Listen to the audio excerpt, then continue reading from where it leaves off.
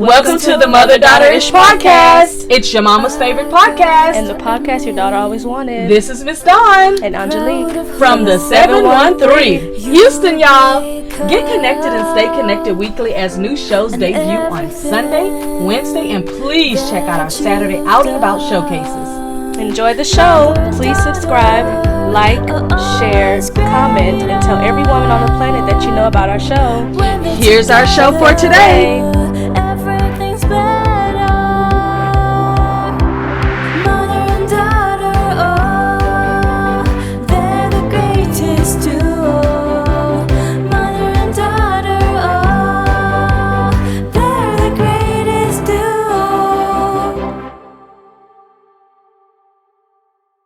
This is Dawn. And Angie.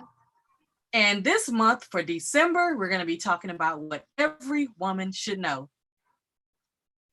December the 30th. We are almost at the long stretch and into another dimension. A whole nother one. I just can't wait to see what these 2022s and 2023s and 2050s are going to bring in life.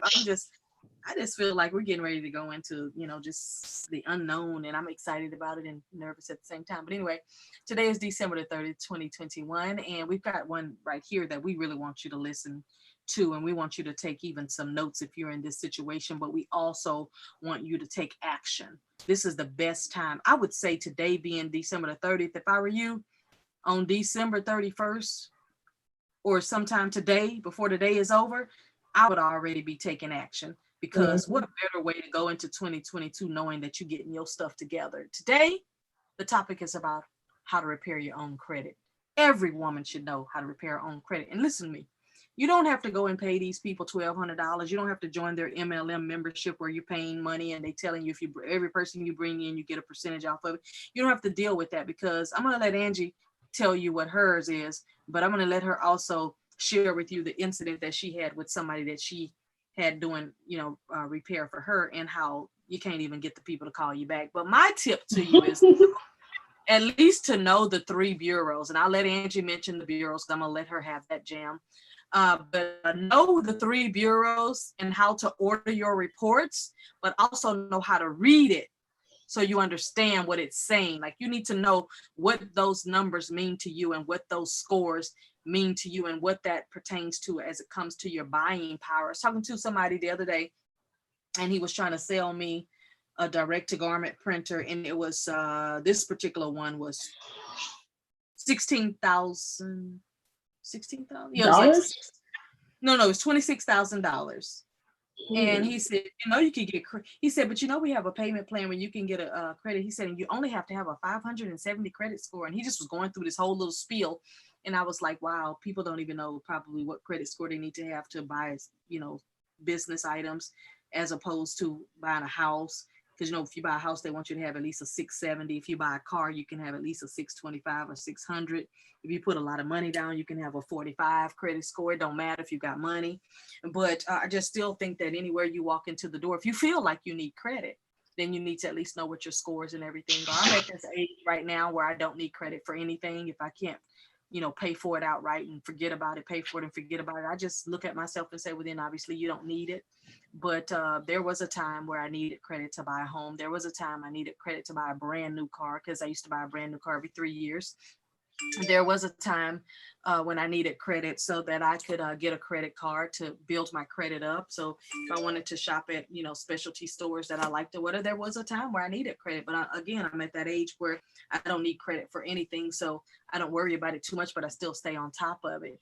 Angie, I'm going to let you take it over because you've had a great experience with knowing it. I'm not saying you had a great experience going through it. I'm saying you've had a great experience of learning how this is supposed to work. So if you could start us off with what your comment is, tell us about not naming anybody, but how the guy helped you, but then how it ended up in the end, but then tell us how you helped yourself, and then name the 3 bureaus. That's a lot of homework, girl. The 3 bureaus is Experian, TransUnion, and Equifax. With those, you definitely want to know your rights. With the FCRA, which is a Fair Credit Reporting Act, I think. That's not, if I'm not mistaken. But also do your research when you have these credit repair people, because I learned the hard way. The stuff that I was expecting this one guy to do, I did and made it happen in 2 weeks. And it was like him slacking with communication. He didn't really do anything really. Now that I think about it. Your birthday. I just remember that even for your birthday in March, you were Oh yeah, trying he to blocked me. It was literally putting you into what they do when they hit drop call or whatever. He was literally not answering your calls at all. It was like he was putting you into like delete, not to answer the call. Yeah, and then he blocked me. So like, yeah. Yeah, and you were like, I'm an expert on knowing when people are blocking you. I know when I'm blocked. I was like, how do you know? And then you explained. I was like, why would somebody do that? Obviously, you're not looking for referrals if you're doing this to current clients that have paid you money, and there was no reason that he needed to actually do that to you. It's not like y'all had a falling out. And then you said that he would mistakenly call you thinking that you were another Angie, but you still can't help me, but you can accidentally call me mistaken thinking I'm somebody else. What does that Yeah, mean? he'll accidentally send me other people's information, like personal information. So I had to email them and let them know, like, I'm not doing nothing with y'all's information. It just was sent over to me by a careless mistake. And I just let them know that they can do this own work. And it actually happened to them too. They got scammed out of money, but you just definitely got to do your research and not be so excited to get your credit repaired that you just want to have anybody do it. But I learned to do. The dangerous thing about it is, don't you got to get them your social security number and everything? Yeah. How much but yeah, $600. $600. And did he do anything for you that stayed and stuck? He didn't do anything. What I did in 2 weeks is what he should have done in the 2 months he said. I remember when you came to me and you were like, I'm just going to go ahead and pay these things. I said, no. What I tell you? I said, no, you get on there and you get your own thing and you write a dispute letter and you do all these stuff. Because, I used to do credit repair for 8 years. So I know. And I was just like, it's good that you tested somebody out to see that they could do. But one thing you realize is that you could help yourself. Yeah, I just didn't know where to start with the research until I asked my friend and she told me the steps. And it's better to do the steps and do the research than lose $600. So. And how long did it take? Like 2 weeks or something for some of that stuff to be gone? It took 2 weeks for it all to go away. Yeah. Yeah. So what was your takeaway from that experience? Just do your research and know your rights with the FCRA and know like how to word the dispute. Fair Credit Reporting Agency, is that what you're saying? Yes, learn how to report and know how to dispute and word. You have to word it a certain way when you send them letters. All the credit bureaus individually, not in one letter. You got to do 3 separate letters. Yeah, because they're 3. And get it certified too, because they'll be quick to say they didn't get nothing. So make sure when you send them stuff, you get that mail certified. Send in the certified. If there are 2 bureaus that I would wish that would go away, it would be the credit reporting agencies and the IRS. Those are 2 agencies that I wish would just poof disappear. I wish that they would just disappear, and for so many reasons, but especially with the credit reporting agencies and stuff, because, the way they judge it now, and I don't know if a lot of people understand that they don't judge your credit report now on what kind of credit you have. They judge your credit and your score, and they judge you on what your buying power is by how you pay your bills. So for example, there's 3 things. If you have a credit score, but it's a bad score because you've had delinquencies or you haven't paid your bills, and, or through the pandemic, you weren't able to, keep this, that, and the other thing, and it got taken, then that goes negatively against you. Also, if you don't have any credit and you always pay for everything in cash, then you may have a 860 score, but you don't have any buying power proof that you can actually pay a bill because you don't have no bills you're paying on. You don't have a car note. So they don't know if you actually will pay your bills on the 1st, 2nd, or 3rd, because you're not paying for anything. Everything you have is outright bound. It's purchased. So it's not on your credit report because there was no credit exchange there. And then the other way that they look at you is they look at your history of how you've paid your bills. So let's say you had a car for 5 years or 3 years, 4 years, and you always paid on time and you paid it off and you're done and it says it's perfect on there. And let's say you live in an apartment complex that reports your credit and you always pay your rent on time on the 1st. Let's say you have an unsecured credit card with actual real credit, like American Express, somebody like that. and you've always paid your bills on time, it's due on the 3rd, and you don't just pay the minimum, but that you pay over and above.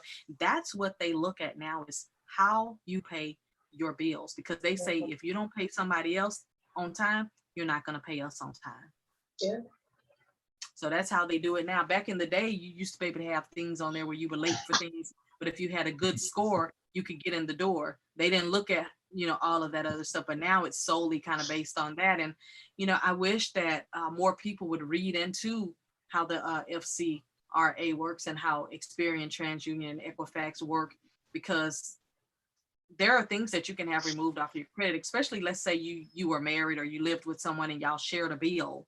If y'all have shared a bill and your name was added to it, but the other person was the primary person, you want to know if it's on both of your credit, because what they'll do is they'll get the other person to pay it off and get you to pay it off, and they got paid twice. So you need to know how that was split down the middle if y'all signed an apartment together, or if y'all got a car together or something like that, because the main person who's on there is whose credit it should be on. Not try to get both of y'all to pay the same bill, or did they split it down the middle? Let's say you owe $5,000, $10,000 more dollars on that, whatever it was. Are you paying half and they're paying half, or are they paying the whole thing? Yeah. So that's thing. And I would absolutely suggest, and some of the banks will do it for you for free. Some of your credit card companies will do it for free, but I would suggest that at least twice a year you get a copy of your credit report, because there are other people with names like yours that may be in your family or may be close to you, or people that you used to be associated with through marriage or whatever, that may have gotten credit on your name, because when you live with people or you're around them a long time, they do get access to your personal details, like your social security number, your driver's license number, and all of those things, and they can then go out and purchase items without you even knowing. I know somebody right now who, she married somebody about 8 or 9 years ago, and when she started trying to help him to get all his stuff together, she realized that his ex-wife was riding in a car in his name. She had 5 credit cards in his name. Now, they've been divorced for 30 years, but she was still buying stuff because she still had his last name, and she was still buying stuff on his credit. So it can happen. Thank you for that information you shared, Angie, because I wanted to get the real details from you, because you did it. Yeah. Just really all about the research, and not reading the whole FCRA thing, but getting a gist of what to do. And a lot of YouTube videos help me too, but it's just really taking the time, like hours out of your day to know what to do, but it's worth it in the end. Yeah, it's worth doing it. Well, that's our show for December the 30th, and it was all about knowing how to repair your own credit. And again, pull those 3 bureaus: Experian, TransUnion, Equifax. Make sure you order your reports. There is no cost to order those reports, and know how to repair it and figure out what matters on there to you. And then Angie shared a whole information about how to know how to dispute and to watch out for people who want to repair your credit. You need to know your rights and everything through the CFRA, which is Fair Credit Reporting Agency. So those were good tips. And be careful that when you have somebody that do your credit repair, because they do have access to your social security number. And just imagine, there's a lot that goes on in the black market, and people could gather up 500 or 600 social security numbers, and they can sell that for millions of dollars. I don't know if you know that or not, but there are black markets that will purchase social security numbers. They'll purchase credit card numbers. How do you think it works that you go to get some fast food at the fast food place, and then all of a sudden within 24 hours, your credit card has been used 45 times? That was sold over. Now, Angie will tell you, how do I pay for everything? In cash.